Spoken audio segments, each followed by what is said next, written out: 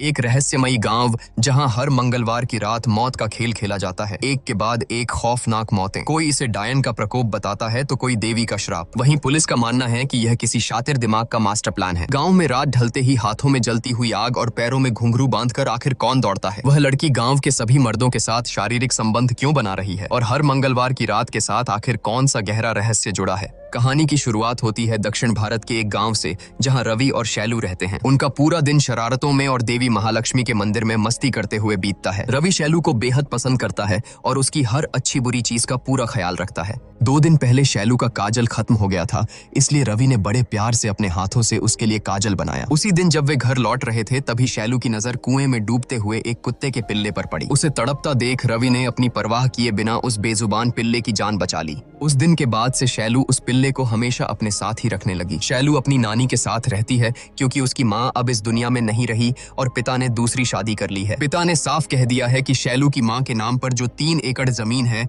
जब तक वह उसके नाम नहीं की जाती तब तक वह शैलू की जिम्मेदारी नहीं उठाएगा। लेकिन नानी उसका लालच और इसका अंजाम अच्छी तरह जानती है। उसे पता है कि यही जमीन शैलू के बड़े होने पर उसके भविष्य को सुरक्षित करेगी। इस तरह बचपन से ही माता पिता के प्यार के बजाय शैलू केवल उनका तिरस्कार सहते हुए बड़ी हो रही है। एक दिन मंदिर के पास रवि को बुरी तरह पीटकर काम के लिए दुकान पर भेज दिया जाता है। तब रवि के पिता शैलू के पास आकर बड़ी अजीब नियत से कहते हैं कि घर क्यों नहीं आती? क्या रवि ना हो तो आना नहीं होता? लेकिन याद रहे, कल जरूर आना। इसी तरह खौफ और मुश्किलों के बीच कुछ और दिन बीत जाते हैं। फिर एक दिन शैलू को पहली बार पीरियड्स आते हैं। घबराई हुई नानी तुरंत शैलू के पिता के घर फोन करती है, लेकिन उन्होंने एक न सुनी। उनका साफ कहना था कि वे उस घर में तभी कदम रखेंगे जब जमीन उनके नाम हो जाएगी। एक तरफ अपनों की बेरुखी और दूसरी तरफ एक औरत होने के पहले दर्द का एहसास। शैलू अंदर से डर गई थी। नानी ने उसे सांत्वना दी और समझाया कि एक औरत का जीवन बहुत कठिन होता है, लेकिन तू चिंता मत कर, सब ठीक हो जाएगा। लेकिन सब कुछ ठीक नहीं होने वाला था। एक रात गांव में अचानक चीख पुकार मच गई। शोर सुनकर शैलू घबराकर उठी। उसने देखा कि गांव वाले रवि के घर के सामने जमा हैं और पूरा घर धू धू कर जल रहा है। इस भयानक आग में रवि और उसका पिता दोनों ही जिंदा जलकर राख हो गए। इस दर्दनाक हादसे ने शैलू की जिंदगी की आखिरी उम्मीद भी छीन ली। इस दुनिया में एक वही था जिसे वह अपना समझती थी और आज वह भी उसे हमेशा के लिए छोड़कर चला गया। इसके बाद समय का पहिया घूमता है और 10 साल बीत जाते हैं। मंगलवार की आधी रात, पूरा गांव गहरी नींद में डूबा हुआ है। सन्नाटे को चीरते हुए गांव की सुनसान गलियों में एक कुत्ता बदहवाश भाग रहा है और उसके ठीक पीछे आ रही है एक रहस्यमयी औरत। उसके पैरों में बंधे घुंघरुओं की छम छम पूरे माहौल को खौफनाक बना रही है। उसके सिर पर और दोनों हाथों के मटकों में धधकती हुई आग जल रही है और फिर धीरे धीरे वह रहस्यमयी औरत उसी घने अंधेरे में गायब हो जाती है। अगली सुबह गांव वाले अपनी रोजमर्रा की जिंदगी में लौटते हैं। मिलन काका अपनी बीड़ी सुलगाते हुए चौराहे की तरफ जा रहे थे, तभी उनकी नजर एक घर की दीवार पर पड़ी और वे हैरान होकर वहीं रुक गए। देखते ही देखते वहां लोगों की भीड़ जुटने लगी। 2 से 3 और 3 से 30 लोग जमा हो गए। अय्याश राजू के पीछे बैठकर जा रही अंधी पुली भी भीड़ देखकर वहीं रुक गई। तभी डेनियल ग्वाला वहां आता है और भीड़ से पूछता है कि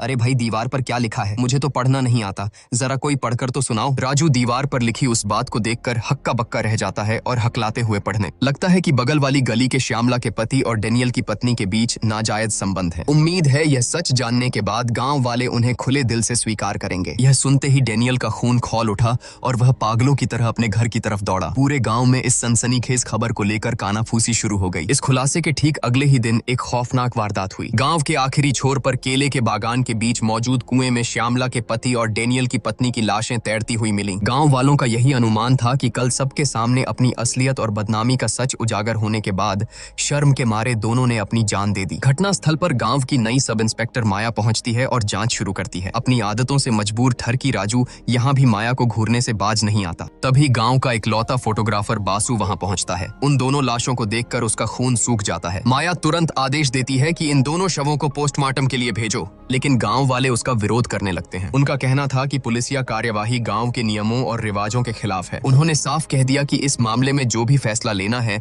वह सिर्फ जमींदार बाबू ही लेंगे। इस गांव में जमींदार प्रकाश का हुक्म पत्थर की लकीर माना जाता है। हर कोई उनकी बात मानता है। प्रकाश स्वभाव से बेहद गुस्सैल और नास्तिक है, लेकिन उसूलों का पक्का और ईमानदार भी। उसका अपने पिता के साथ अजीब सा रिश्ता है। हर सुबह वह अपने मृत पिता की तस्वीर के आगे हाथ जोड़कर आशीर्वाद जरूर लेता है, लेकिन उसके तुरंत बाद उस तस्वीर पर जूते मारने से भी नहीं चूकता। इसकी वजह यह है कि उसके अय्याश और चरित्रहीन पिता ने उसकी मां को धोखा दिया था और दूसरी औरतों के पीछे अपना सारा पैसा और इज्जत बर्बाद कर दी थी। वहीं दूसरी तरफ प्रकाश की पत्नी राजेश राजेश्वरी देवी अपने पति के एकदम विपरीत हैं। उनका स्वभाव बेहद शांत है और वे दिन भर पूजा पाठ में मग्न रहती हैं। पूरे गांव के लोग उनका बहुत आदर करते हैं और उन्हें साक्षात देवी का रूप मानते हैं। प्रकाश घटना स्थल पर पहुंचता है और आते ही सब इंस्पेक्टर माया को सख्त लहजे में चेतावनी देता है कि किसी भी कीमत पर इन लाशों को पोस्टमार्टम के लिए नहीं भेजा जाएगा। यह मेरा गाँव है और यहाँ मेरा फैसला ही आखिरी फैसला है। मजबूरन माया को पीछे हटना पड़ता है। प्रकाश के आदेशानुसार डेनियल की पत्नी को ताबूत में रखकर दफना दिया जाता है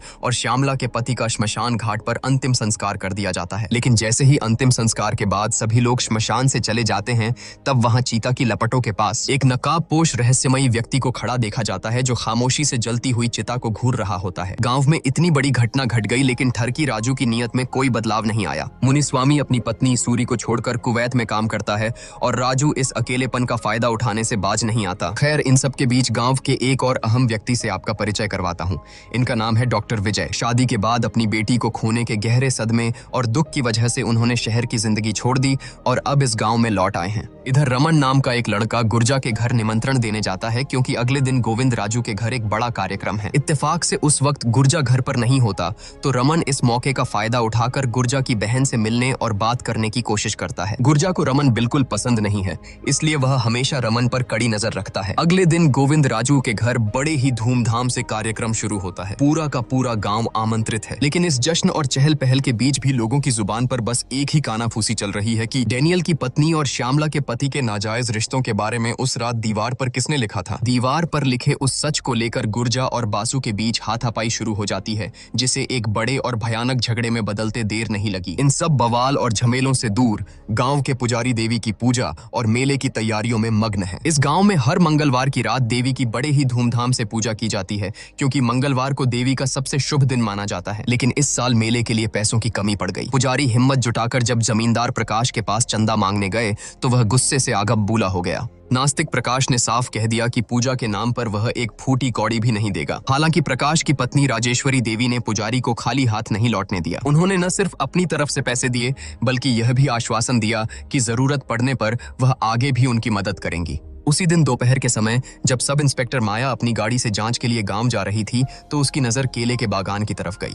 उसे अचानक ऐसा लगा जैसे बागान के बीचों बीच वही नकाबपोश रहस्यमयी आदमी खड़ा उसे घूर रहा है। लेकिन जैसे ही उसने झटके से गाड़ी रोकी और वहां जाकर देखा, तो वहां सन्नाटे के अलावा कुछ नहीं था। मंगलवार की रात पूरा गांव देवी की पूजा और मेले की चकाचौंध में सजा हुआ था। लेकिन उसी आधी रात को अंधेरी गलियों में वह कुत्ता फिर से दिखाई देता है। वह पागलों की तरह उसी रहस्यमयी औरत की तरफ भाग रहा था। उस औरत के पैरों में बंधे घुंघरुओं की छम छम की डरावनी आवाज एक बार फिर गाँव की हवाओं में गूंजने लगी। अगली सुबह होते ही गाँव में फिर से खौफ और सनसनी फैल गई। गांव की एक दीवार पर किसी ने फिर से कुछ लिख दिया था। इस बार लिखा था कि मंदिर वाली गली के मिल्ली कृष्ण के साथ सूरी की पत्नी मणि के नाजायज रिश्ते हैं। उम्मीद है गांव वाले यह सच जानने के बाद उन्हें खुले दिल से स्वीकार करेंगे। यह खबर आग की तरह फैली और इसके बाद ठीक वही हुआ जिसका सबको डर था। केले के बागान के पास वाले पुराने बरगद के पेड़ पर मिल्ली कृष्ण और मणि दोनों की लाशें फांसी के फंदे से लटकती हुई मिली। सब इंस्पेक्टर माया का शक सीधा गुर्जा पर जाता है, क्योंकि मिल्ली कृष्ण और श्यामला का पति दोनों ही गुर्जा के करीबी दोस्त थे। शक के घेरे से फोटोग्राफर बासु भी नहीं बच पाया, क्योंकि एक दिन पहले ही कार्यक्रम में बासु की भी हाथापाई हुई थी। तभी जमींदार प्रकाश एक बार फिर अपने रौब के साथ घटना स्थल पर पहुंचता है। लेकिन इस बार माया पीछे हटने वाली नहीं थी। उसने प्रकाश को साफ साफ शब्दों में चेतावनी दे दी कि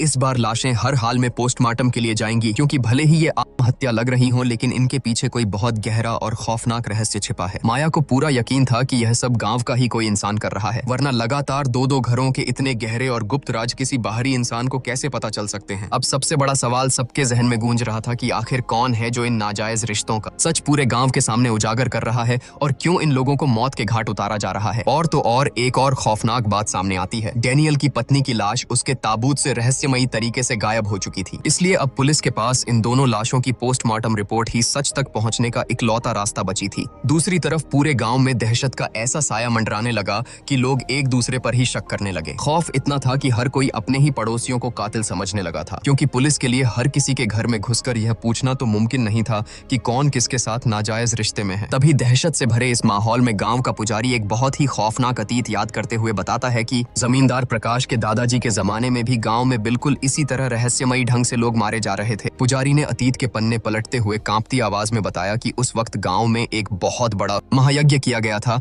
और देवी महालक्ष्मी की रौद्र रूप वाली मूर्ति मंदिर में स्थापित की गई थी। उसके बाद जाकर ही उन मौतों का खौफनाक सिलसिला थमा था। और और अब ठीक वैसे ही गांव में सारी मौतें सिर्फ मंगलवार की रात को ही हो रही हैं, उसी दिन जब देवी की विशेष पूजा होती है। इसलिए अब गांव वालों को यकीन हो गया है कि बिना महायज्ञ किए इस तबाही को रोकना नामुमकिन है। चूंकि अगला दिन मंगलवार था, इसलिए यह फैसला लिया गया कि अगले 2 रातों तक पूरे गांव में कड़ी पहरेदारी की जाएगी। तभी बीच में एक कांस्टेबल आकर बात काटता है, जिससे गांव वालों के शक की सुई सीधे सब इंस्पेक्टर माया की तरफ घूम जाती है। उनके मन में सवाल उठने लगता है कि गांव में इस नई एसआई के कदम रखते ही ये रहस्यमयी मौतें क्यों शुरू हो गईं? कहीं ऐसा तो नहीं कि खुद ऑफिसर माया ही किसी साजिश के तहत ये सब करवा रही हो। खैर, गांव में ढिंढोरा पीटने की जिम्मेदारी पुली को दी गई। उसने ढोल पीट पीट कर पूरे गांव में ऐलान कर दिया कि आज रात कोई भी अपने घर से बाहर न निकले, क्योंकि हर मंगलवार की रात मौत उसी के दरवाजे पर दस्तक दे रही है जो नाजायज रिश्तों के दलदल में फंसा है। रात का साया ढलते ही पहरेदारी जोरों पर शुरू हो गई। गांव के अंदर की निगरानी का जिम्मा गुर्जा ने संभाला और बासु अपनी गाड़ी से गांव की सीमाओं पर गश्त लगाने निकल पड़ा। जैसे जैसे रात का अंधेरा और खौफनाक होता गया, खेतों की पगडंडियों पर दौड़ती हुई वह रहस्यमयी औरत एक बार फिर नजर आई। दूसरी तरफ केले के बागान के रास्ते एक अजनबी इंसान को शॉल ओढ़े हुए गांव में चुपके से घुसते देख गुर्जा और उसके आदमी उसे पकड़ने के लिए पागलों की तरह दौड़े। लेकिन कुछ दूर जाने के बाद वह इंसान किसी साये की तरह गायब हो गया। उसे न पाकर वे लोग 3 अलग अलग टोलियों में बंट गए और चप्पे चप्पे पर उसकी तलाश शुरू कर दी। ठीक उसी वक्त रात की आखिरी बस से डॉक्टर विजय गांव लौटते हैं। हाथ में टॉर्च लिए वह खामोशी से अपने घर की तरफ बढ़ रहे थे, लेकिन जैसे ही वह केले के बागान के पास पहुंचते हैं, उनके कानों में किसी लड़की के रोने की दर्दनाक और सिसकती हुई आवाज गूंजती है। वह आवाज सुनकर डॉक्टर विजय के कदम वहीं जम गए और एक ही झटके में उनकी रीढ़ की हड्डी में बर्फ जैसी ठंडी सिहरन दौड़ गई। इतनी रात गए गांव की किसी लड़की का इस तरफ आने का तो कोई सवाल ही नहीं उठता। फिर भी डॉक्टर विजय ने हिम्मत जुटाई और उस रोने की आवाज का पीछा करते हुए सीधे केले के बागान के अंदर घुस गए। उधर दूसरी तरफ गुर्जा और उसके आदमियों ने उस शॉल ओढ़े अजनबी को ढूंढ निकाला और उसका पीछा करने लगे। भागते हुए उस आदमी पर गुर्जा ने सटीक निशाना साधकर अपना भाला फेंका, जो सीधा उस आदमी के शॉल को चीरता हुआ निकला। अपनी जान बचाने के लिए वह आदमी नदी में कूदकर भागने की कोशिश करता है, लेकिन आखिर में पकड़ा जाता है। जैसे ही उसके चेहरे से शॉल हटाया जाता है, सब चौंक जाते हैं। वह कोई और नहीं बल्कि उनका जाना पहचाना लड़का रमन था। इधर डॉक्टर विजय उस रोने की आवाज के सहारे जैसे ही बागान के बीचों बीच कुएं के पास पहुंचते हैं, उनकी आंखें फटी की फटी रह जाती हैं। उन्होंने देखा कि कुएं की मुंडेर पर एक लड़की की रूह बैठी है। उस लड़की ने डॉक्टर विजय की तरफ देखा, एक खौफनाक चीख मारी और सीधे उस गहरे कुएं में छलांग लगा दी। दहशत और हैरानी से बुत बने विजय के मुंह से कांपते हुए सिर्फ एक ही नाम निकला, शैलू। और इसी खौफनाक मंजर के साथ कहानी 18 महीने पीछे चली जाती है। छोटी सी शैलू अब बड़ी हो चुकी है। वह अभी भी अपनी नानी के साथ ही रहती है और उसके साथ है उसका बचपन का वो कुत्ता जिसे उसने कुएं में डूबने से बचाया था, जिसका नाम उसने प्यार से राजा रखा है। कॉलेज में पढ़ने वाली खूबसूरत और होशियार शैलू को अपने इंग्लिश टीचर शिवा से प्यार हो गया है। शिवा भी इस बात को बहुत अच्छी तरह जानता है, क्योंकि शैलू बहुत पहले ही उसका ध्यान अपनी ओर खींच चुकी थी। क्लास में शेक्सपियर की रोमांटिक कहानियां पढ़ाते पढ़ाते कब वे दोनों असल जिंदगी के रोमियो जूलियट बन गए, उन्हें खुद पता नहीं चला। पहली नजर में ही शैलू उस पर अपना दिल हार बैठी थी। लंबे समय तक उनका यह प्यार भरा रिश्ता छुप छुप कर चलता रहा। फिर एक दिन शिवा के जन्मदिन पर शैलू अपने हाथों से उसके लिए खीर बनाकर लाती है। खीर खिलाते वक्त जब दोनों के बीच नजदीकियां बढ़ने लगती हैं, तो शैलू घबरा जाती है और वहां से बाहर भाग खड़ी होती है। लेकिन कुछ ही पल बाद वह खुद को रोक नहीं पाती और वापस शिवा के पास लौट आती है। बाहर तेज बारिश हो रही थी और उस भीगती बारिश में दोनों जिस्म एक दूसरे की पनाह में सुकून ढूंढने लगते हैं। बिस्तर की खामोश गर्माहट उनके प्यार भरे स्पर्श में घुल जाती है और दोनों पूरी तरह से एक दूसरे के हो जाते हैं। इस तरह उन दोनों के रिश्ते की गहराई और भी बढ़ जाती है। प्यार और रोमांस में डूबे हुए ऐसे ही कुछ और महीने बीत जाते हैं। सब कुछ बहुत खूबसूरत चल रहा था, लेकिन तभी अचानक शिवा कई दिनों तक कॉलेज में क्लास लेने नहीं आता। जिस दिन शिवा वापस कॉलेज आया, शैलू का दिल दर्द से टुकड़े टुकड़े हो गया, क्योंकि शिवा अकेला नहीं लौटा था, बल्कि अपनी नई नवेली दुल्हन को साथ लेकर आया था। खबर मिली कि उसका तबादला हो गया है और वह हमेशा के लिए दूसरे कॉलेज जा रहा है। जाने से पहले बारिश में पूरी तरह भीगी हुई और सदमे में खड़ी शैलू के पास शिवा आया और बड़ी ही बेरहमी से ताना मारते हुए बोला कि शेक्सपियर की कुछ कविताएं ऐसी होती हैं जिन्हें रोज पढ़ा जाए तो इंसान बोर हो जाता है, इसलिए मौका मिलने पर उन्हें बस एक बार मजे के लिए पढ़ना चाहिए और फिर हमेशा के लिए छोड़ देना चाहिए। मेरे लिए तुम बिल्कुल उसी कविता की तरह थी। यह कहकर शिवा अपनी पत्नी के साथ गाड़ी में बैठकर वहां से चला गया। शैलू बीच सड़क पर खड़ी खड़ी फूट फूट कर रोने लगी। जिंदगी में पहली बार उसने किसी को इतनी शिद्दत से चाहा था और उसी इंसान ने उसके प्यार का ऐसा भयानक मजाक उड़ाया। शैलू किसी तरह अपने टूटे हुए दिल और आंसुओं को संभालकर घर लौटी, लेकिन वहां किस्मत उसका एक और कड़ा इम्तिहान ले रही थी। उसने देखा कि उसे बेइंतहा प्यार करने वाली उसकी इकलौती नानी भी हमेशा के लिए आंखें मूंद चुकी हैं। महज चंद घंटों के अंदर शैलू की हंसती खेलती जिंदगी पूरी तरह से तबाह हो गई। इतने सालों बाद भी उसके माता पिता का रवैया नहीं बदला था। उन्होंने नानी के अंतिम संस्कार में आने तक की जहमत नहीं उठाई, बल्कि अपना वही पुराना रटा रटाया लालची फरमान सुना दिया कि जब तक जमीन हमारे नाम नहीं करोगी हम तुम्हें अपने साथ नहीं ले जाएंगे। अपनों का यह लालच और लगातार मिलता तिरस्कार अब शैलू की बर्दाश्त से बाहर हो चुका था। गुस्से और दर्द में तड़पती शैलू ने पूरे गांव के सामने जमीन के कागजात अपने लालची पिता के मुंह पर दे मारे और उन्हें घर से निकाल दिया। बदले में उसे अपने ही पिता से सिर्फ बद्दुआएं और गालियां मिली। अब इस बड़ी सी दुनिया में उसका अपना कहने वाला सिर्फ उसका कुत्ता ही बचा था। शैलू ने खाना पीना सब छोड़ दिया और दिनों दिन बीमार और बेसुध सी रहने लगी। लेकिन कुछ समय बीतने के बाद शैलू के अंदर एक बहुत ही अजीब, विचलित करने वाला और खौफनाक बदलाव आने लगा। वह गांव के अलग अलग मर्दों के साथ शारीरिक संबंध बनाने लगी। एक के बाद एक अनगिनत मर्द, चाहे वह काम करने की जगह हो या राह चलता कोई अजनबी। यह उसके शरीर की कोई अनियंत्रित भूख थी या टूटे हुए मन का कोई अजीब सा रोग। शैलू इस भयानक द्वंद्व में बुरी तरह फंस चुकी थी। वह यह सब क्यों कर रही थी, इसका जवाब खुद उसके पास भी नहीं था। ऐसा लग रहा था मानो वह सच में शेक्सपियर की कोई लावारिस और इस्तेमाल की हुई कविता बनकर रह गई हो। धीरे धीरे गांव के अधेड़ उम्र से लेकर बूढ़ों तक हर मर्द की हवस भरी गंदी नजरें शैलू को घूरने लगीं। पूरे गांव में उसके नाम की कानाफूसी और बदनामी की आग फैलती जा रही थी। एक दिन बस से घर लौटते समय भीड़ में एक अनजान आदमी के सिर्फ छूने भर से ही शैलू के अंदर की वह अजीब सी बेचैनी और तलब फिर से बेकाबू होने लगी। अपनी उस असहनीय तलब को रोकने और खुद को किसी तरह शांत रखने के लिए कलाई पर लगातार रबर बैंड खींचकर खुद को चोट पहुंचाने लगी, ताकि उस शारीरिक दर्द से उसकी वो मानसिक बेचैनी दब सके। यह सिलसिला दिन ब दिन इतना बढ़ता गया कि एक दिन गोदाम के मालिक ने अपने 4 दोस्तों को शैलू का फायदा उठाने के लिए बुला लिया। लेकिन जब शैलू ने उसकी बात मानने से इनकार कर दिया तो उसने उस पर चोरी का झूठा इल्जाम लगाया और धक्के मारकर काम से निकाल दिया। इस भारी अपमान को शैलू सह नहीं पाई। उसने सोचा कि वह अपनी जान दे दे, लेकिन वह ऐसा करने की हिम्मत नहीं जुटा पाई। फिर अचानक एक दिन उसने गांव के बिट्टू नाम के एक लड़के को बुलाया और उससे कहा कि वह उसे बेंत से बुरी तरह पीटे। दरअसल शैलू अपने अंदर की उस अजीब सी शारीरिक तलब को दर्द के जरिए दबाने की कोशिश कर रही थी। बिट्टू को इसके पीछे का असल मकसद कुछ समझ नहीं आ रहा था, लेकिन न चाहते हुए भी उसे ऐसा करना पड़ा। इस तरह हर दिन बेतहाशा दर्द सहने के बावजूद वह अपनी इस अजीब सी बीमारी और तलब के आगे हार जाती थी और अनियंत्रित होकर एक के बाद एक संबंध बनाती रही। गांव का हर आदमी उसकी इस लाचारी का फायदा उठाने लगा। शैलू का खुद के शरीर और दिमाग पर अब कोई काबू नहीं रहा था। एक रात जब वह घर लौट रही थी तो कुछ लोगों ने उसका पीछा किया। अपनी आबरू बचाने के लिए उसने किसी तरह जंगल के बीच बने एक सुनसान घर में छुपकर अपनी जान बचाई। लेकिन इस तरह की बातें बहुत दिनों तक छुपी नहीं रह सकी। आखिरकार यह खबर गांव के जमींदार प्रकाश के कानों तक पहुंच ही गई। वह हमेशा से इन सब चीजों के सख्त खिलाफ था, इसलिए उसने तुरंत आदेश दिया कि शैलू को पकड़कर उसके सामने लाया जाए। उस दिन शैलू अपनी मां की साड़ी पहनकर शायद कहीं जाने की तैयारी कर रही थी, लेकिन उसे वह मौका ही नहीं मिला। उसे बालों से पकड़कर घसीटते हुए जमींदार की हवेली तक लाया गया। गांव के कई मर्दों के साथ संबंध बनाने के जुर्म में प्रकाश ने बिना कोई रहम दिखाए उसे गांव से बाहर निकाल फेंकने का फरमान सुना दिया। बीच सड़क पर शैलू को बालों से खींचते हुए जानवरों की तरह गांव से बाहर निकाला जाने लगा। जिसके हाथ में जो आया, पत्थर, लाठी, डंडे सबने उस पर बरसाए। उन्होंने मार मार कर शैलू का शरीर और उसकी रूह दोनों को छलनी कर दिया। वह सबके सामने हाथ जोड़कर फूट फूट कर गिड़गिड़ाती रही, दया की भीख मांगती रही। लेकिन उस पत्थर दिल भीड़ में किसी ने उस बेबस लड़की पर जरा सी भी सहानुभूति नहीं दिखाई। इस दिल दहला देने वाली घटना के कुछ ही घंटों बाद गांव में खबर फैली कि शैलू ने केले के बागान वाले उसी कुएं में छलांग लगाकर अपनी जान दे दी है। सभी लोग घटना स्थल पर पहुंचे और उसकी लाश को कुएं से बाहर निकाला गया। लेकिन नफरत इस कदर थी कि कोई भी उसकी अर्थी को श्मशान ले जाने के लिए आगे नहीं आया। इसी दर्दनाक सच के साथ कहानी फ्लैशबैक से निकलकर वापस वर्तमान समय में लौट आती है। पुलिस की गिरफ्त में पकड़े गए रमन से जब पूछताछ की गई तो यह बात साफ हो गई कि गांव में हो रही हत्याएं उसने नहीं की हैं। असल में वह गुर्जा की बहन से प्यार करता था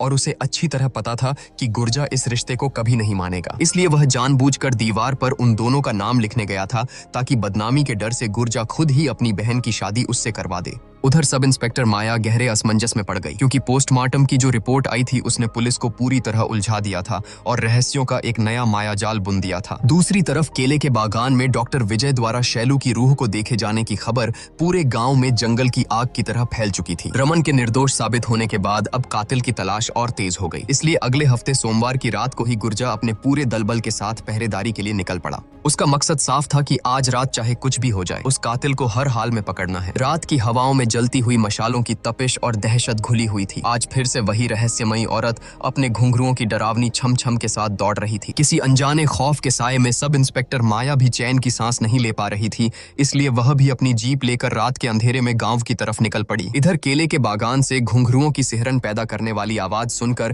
पहरेदारी कर रहे एक बूढ़े आदमी की हालत खराब हो गई। अचानक जब उसने पेड़ के ऊपर देवी महालक्ष्मी का खौफनाक रौद्र रूप देखा तो उसकी रूह कांप गई और वह चीखता हुआ गांव की तरफ भागा। तभी उस दौड़ती हुई रहस्यमयी औरत का भी सच सबके सामने आ जाता है। वह कोई भूत प्रेत नहीं बल्कि गांव की ही एक आम औरत थी जो मंदिर में पूजा पाठ करती थी। असल में गांव में शांति बनाए रखने के लिए पुजारी के कहने पर ही वह चुपचाप हर मंगलवार की रात देवी मां के नाम का जलता हुआ मटका लेकर पूरे गांव का चक्कर लगाती थी। लेकिन गांव में तो अब एक नई ही दहशत फैल चुकी थी। उस बूढ़े आदमी के चीखने के बाद लोगों को लगने लगा कि गांव में हो रही इन सभी मौतों के पीछे देवी महालक्ष्मी का क्रोध ही है। तभी अचानक गांव के आखिरी छोर से किसी के जोर से चिल्लाने की आवाज आई कि दीवार पर किसी ने फिर से कुछ लिख दिया है। सब लोग अपनी मशालें लेकर उस तरफ दौड़े। जब वे वहां पहुंचे तो देखा कि वहां डेनियल अकेला खड़ा है। घबराए हुए डेनियल ने बताया कि वह भी किसी की पुकार सुनकर ही यहाँ आया है। यह सुनते ही गुर्जा का दिमाग ठनका। वह समझ गया कि यह किसी की सोची समझी चाल है। किसी ने जानबूझकर उन सबको भटकाकर गांव से बाहर इस सुनसान जगह पर इकट्ठा किया है। इसका मतलब था कि गांव के अंदर इस वक्त मौत का कोई बड़ा खेल खेला जा रहा है। तभी घने अंधेरे में एक परछाई नजर आई। वह कोई और नहीं बल्कि डॉक्टर विजय था। वह अंधेरे का फायदा उठाकर दीवार पर अपने अगले शिकार का नाम लिख रहा था। लेकिन इससे पहले कि वह भाग पाता सब इंस्पेक्टर माया वहां पहुंच गई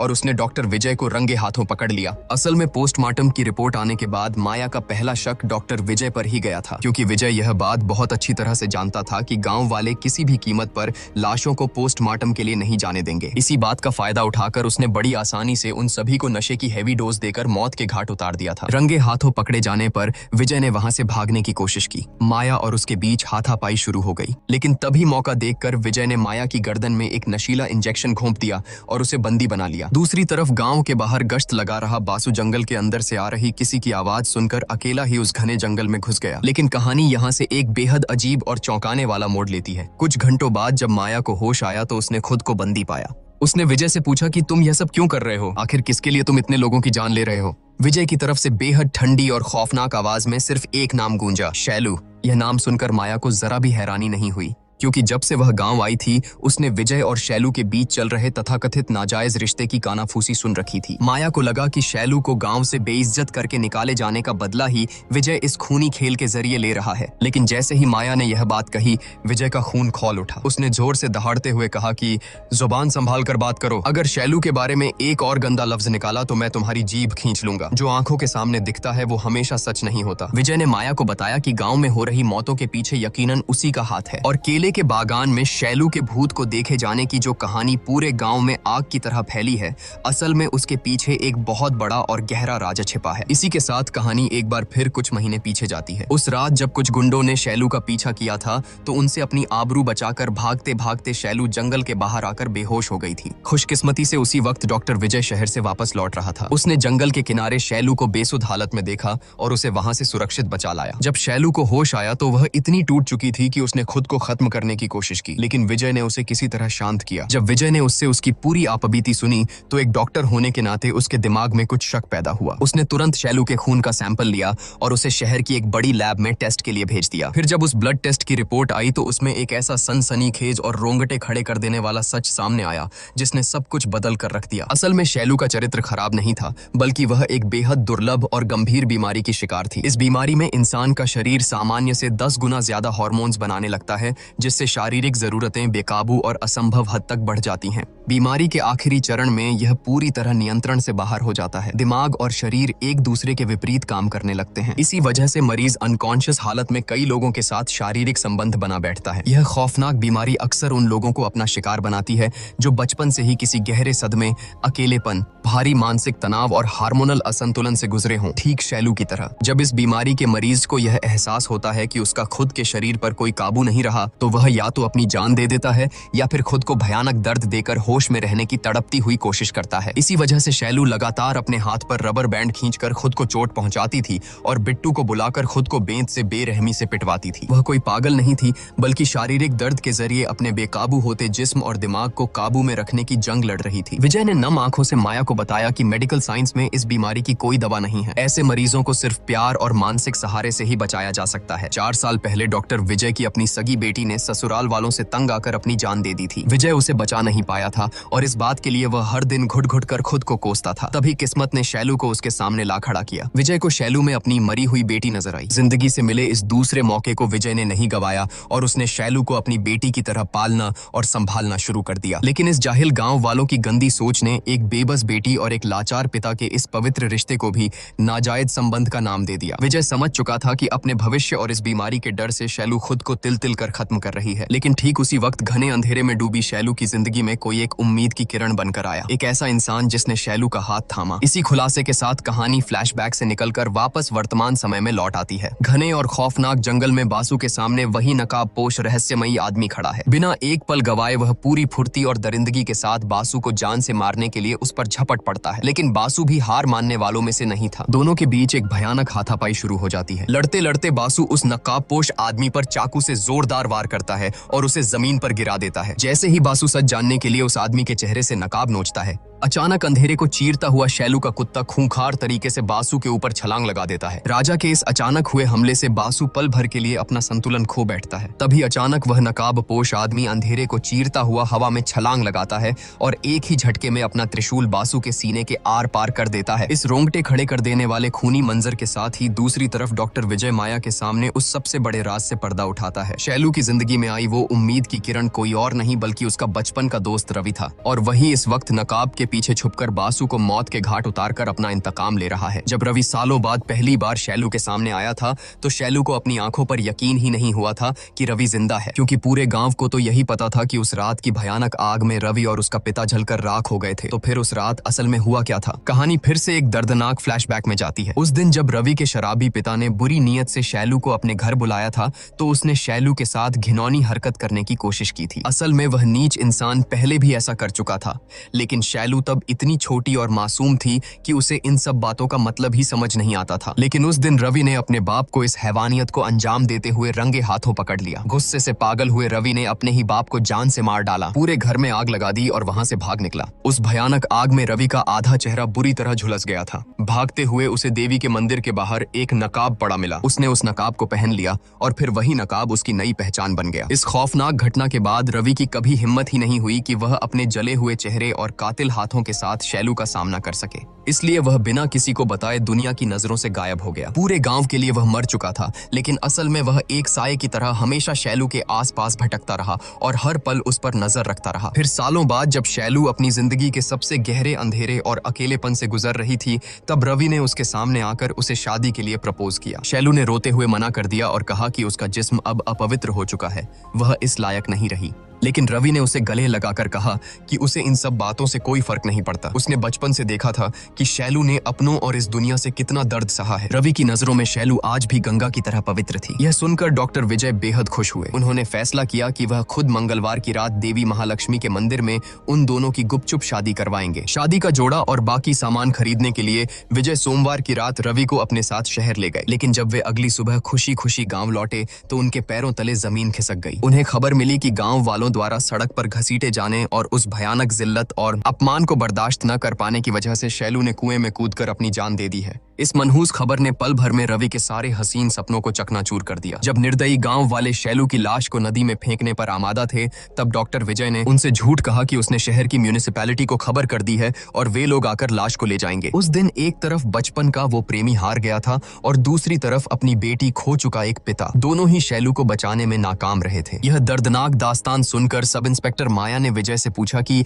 अगर सच ये था तो तुमने गांव वालों को शैलू की इस बीमारी के बारे में क्यों नहीं बताया? कम से कम पुलिस जांच के दौरान मुझे तो सच बता सकते थे। इस पर विजय ने समाज की एक कड़वी सच्चाई बयान करते हुए कहा कि हम एक ऐसे समाज में जीते हैं जहां औरतों को पीरियड्स होने पर मंदिर या मस्जिद में जाने की इजाजत नहीं होती। ऐसे जाहिल समाज और इस गांव से यह उम्मीद करना कि वे शैलू की इस अजीब और जटिल बीमारी को समझेंगे, यह सोचना ही सबसे बड़ा मजाक है। माया ने पलटकर कहा कि इसका मतलब यह तो नहीं कि शैलू ने अपनी जान दे दी तो तुम दोनों मिलकर पूरे गांव वालों को एक एक करके मौत के घाट उतार दोगे? तभी विजय ने एक गहरा राज खोलते हुए कहा कि मैंने पहले ही कहा था ना कि जो आंखों के सामने दिखता है वो हमेशा सच नहीं होता। शैलू ने कुएं में कूदकर जान नहीं दी थी, बल्कि उसे बेरहमी से मारा गया था। यह सुनकर माया के पैरों तले जमीन खिसक गई। विजय ने आगे बताया कि गांव में अब तक जिन 4 लोगों की मौत हुई है वे चारों शैलू की मौत के गुनहगार थे, लेकिन अभी भी 2 कातिल जिंदा हैं, जिनमें से बासु को शायद अब तक रवि ने खत्म कर दिया होगा और उस आखिरी छठे कातिल को मैं अपने हाथों से मौत के घाट उतारूंगा। हैरत में डूबी माया ने कांपती आवाज में पूछा कि आखिर कौन है वो छठा इंसान? और यहीं पर सामने आता है इस कहानी का सबसे बड़ा और रोंगटे खड़े कर देने वाला ट्विस्ट,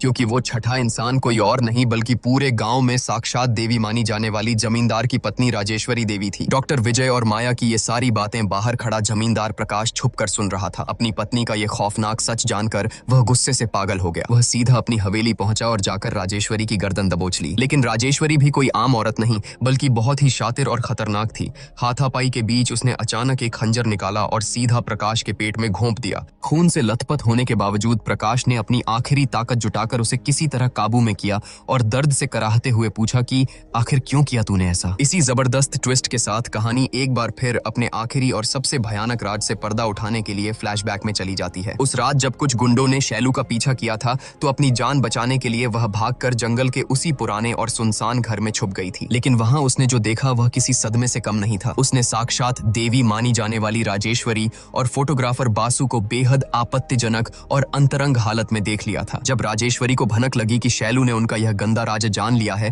तो समाज में अपनी देवी वाली झूठी इज्जत खाक में मिलने के डर से वह खौफ से भर गई। उसने तुरंत अपने 4 वफादार प्यादों को बुलाया। डैनियल की पत्नी मिल्ली कृष्ण, सूर्य की पत्नी मणि और श्यामला का पति, ये वही 4 लोग थे जो आपस में नाजायज रिश्ते बना रहे थे। राजेश्वरी ने उन चारों को आदेश दिया कि पूरे गांव में शैलू के चरित्र को लेकर इतनी गंदी अफवाहें फैलाओ कि गांव वालों के मन में उसके लिए रत्ती भर भी हमदर्दी न बचे। और तो और उसने यही जहर बड़ी चालाकी से अपने पति प्रकाश के कानों में भी भर दिया। आखिरकार राजेश्वरी की यह खौफनाक चाल कामयाब हुई। प्रकाश द्वारा शैलू को सरेआम जलील करके गांव से निकाले जाने के बाद उसी रात ये 6 लोग मिलकर बेबस शैलू को केले के बागान में ले गए। शैलू उनके पैरों में गिरकर रोती रही, गिड़गिड़ाती रही और अपनी जान की भीख मांगती रही। उसने कसम खाई कि वह अगली सुबह ही यह गांव हमेशा के लिए छोड़ देगी और किसी को उनका राजा नहीं बताएगी। लेकिन शैतान बन चुकी राजेश्वरी के दिल में कोई रहम नहीं था। उसके इशारे पर बासु ने शैलू का गला घोंटकर उसे बेरहमी से मार डाला और उसकी लाश को उसी कुएं में फेंक दिया, ताकि पूरे गांव को यही लगे कि जिल्लत और अपमान बर्दाश्त न कर पाने की वजह से शैलू ने खुद आत्महत्या कर ली है। इसी भयानक सच के साथ कहानी एक बार फिर वर्तमान में लौट आती है। अब सारे रहस्यों से पर्दा उठ चुका था। यह घिनौना सच जानकर प्रकाश का गुस्सा 7वें आसमान पर था। उसने राजेश्वरी के बाल पकड़े और उसे घसीटते हुए छत से नीचे आंगन में फेंक दिया। फिर उसके तड़पते हुए शरीर पर मिट्टी का तेल छिड़कते हुए प्रकाश ने एक बेहद दमदार बात कही कि जरूरत से ज्यादा लालच इंसान के मन को मैला कर देता है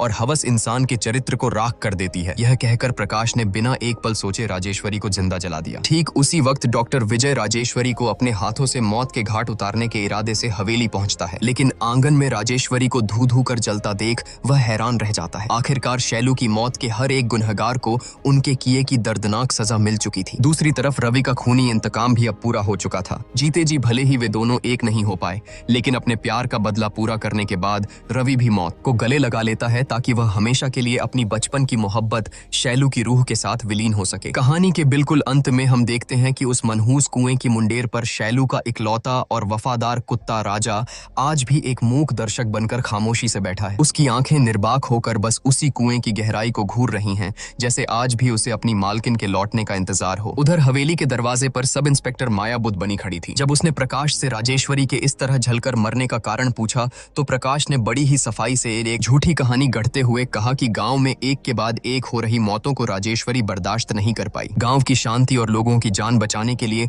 उसने खुद को देवी महालक्ष्मी के चरणों में समर्पित कर दिया और अपनी बलि दे दी। इसलिए अब इस मामले में किसी जांच की कोई जरूरत नहीं है। उसी रात जब डॉक्टर विजय प्रकाश के घावों का इलाज करने के लिए हवेली आया तो उसने प्रकाश से सीधा सवाल किया कि तुमने उसे अपने हाथों से जिंदा जलाया और फिर गांव वालों के सामने उसे एक महान देवी बनाकर क्यों पेश किया। प्रकाश ने एक गहरी सांस ली और बेहद संजीदगी से कहा कि यह पूरा गांव राजेश्वरी को साक्षात देवी मानता था डॉक्टर। अगर मैं उन्हें सच बता देता तो उनका वो पवित्र विश्वास हमेशा के लिए टूट जाता। और याद रखना, जब इंसान का विश्वास टूटता है तो प्यार, डर और भक्ति सब खत्म हो जाता है। बचती है तो सिर्फ मूर्खता और अराजकता। अपनी बात खत्म करने के बाद प्रकाश ने अपनी तेज नजरों से विजय की आंखों में देखा और पूछा कि मैंने तो तुम्हारे सवाल का जवाब दे दिया, लेकिन मुझे मेरे सवाल का जवाब अब तक नहीं मिला। शैलू की मौत वाले दिन तो तुम रवि के साथ शहर में थे, फिर तुम्हें कैसे पता चला कि शैलू ने आत्महत्या नहीं की थी बल्कि उसका कत्ल हुआ था? यह सवाल सुनते ही डॉक्टर विजय जोर जोर से पागलों की तरह हंसने लगा। और इसी हंसी के साथ सामने आता है इस फिल्म का एक और माइंड ब्लोइंग ट्विस्ट। असल में पूरे गाँव में जिस पुली को सब अंधा समझते थे वह बिल्कुल भी अंधा नहीं था। वह बस सालों से मुफ्त का खाना और लोगों की सहानुभूति बटोरने के लिए अंधेपन का नाटक कर रहा था। जिस रात केले के बागान में उन 6 लोगों ने मिलकर बेबस शैलू का बेरहमी से कत्ल किया था, उस रात वह अंधा पुली वहीं छुपकर सब देख रहा था। उसी ने आकर डॉक्टर विजय और रवि को शैलू की मौत का वो खौफनाक सच बताया था।